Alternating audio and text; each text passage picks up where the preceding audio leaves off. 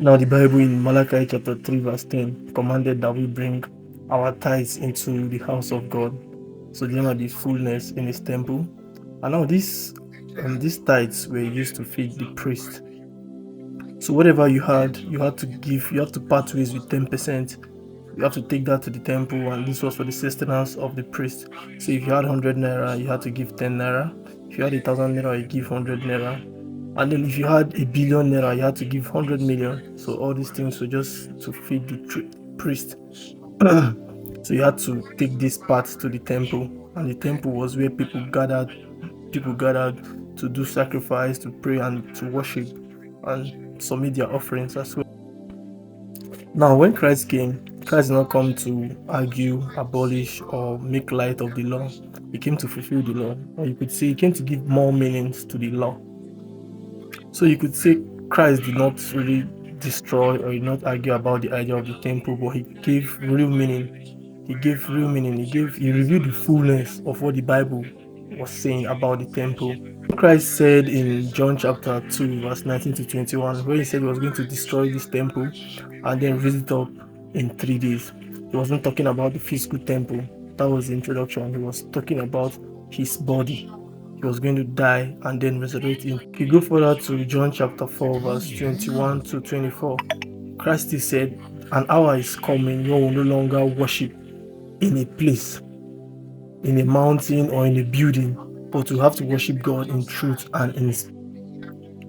And then if you go further in 1 Corinthians chapter 3, verse 16, it still tells us that ye are God's temple, and the Spirit of God dwells in you.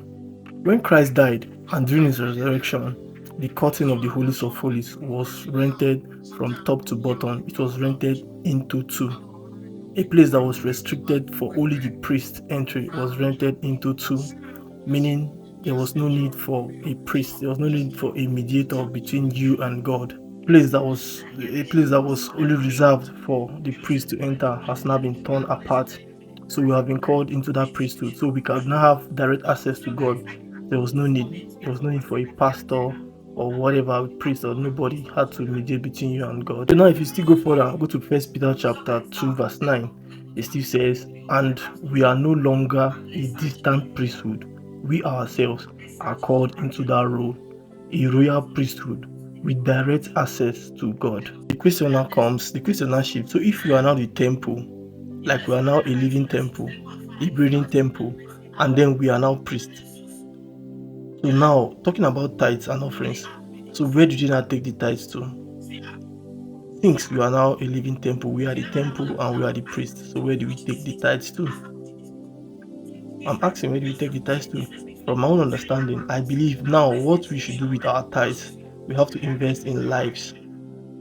Those that are hungry, you feed them. Those that are naked, you clothe them. That's the best way to pay your tithe. Because you are now the temple and we are now the priest. So there's no need taking your tithe to any organized institution like a church. There's no need going there to pay tithe. You invest in lives. Whichever life you invested in, that is how to pay tithes. And even Christ said it. He said on the last day, when he will see some people, he hug them and tell them that when I was naked, yeah, okay, welcome, you faithful servant. When I was naked, you clothed me. When I was hungry, you fed me. And even the person will be shocked. The person will say, Lord, when did I do all these things? And then he will tell you that whoever was hungry that you fed, whoever was naked that you clothed, that it was him that you did that for. So I hope you don't get the point now. I hope I'm not confusing you. And I think our pastors know these things, but they will not tell us because our 10% is very important to them.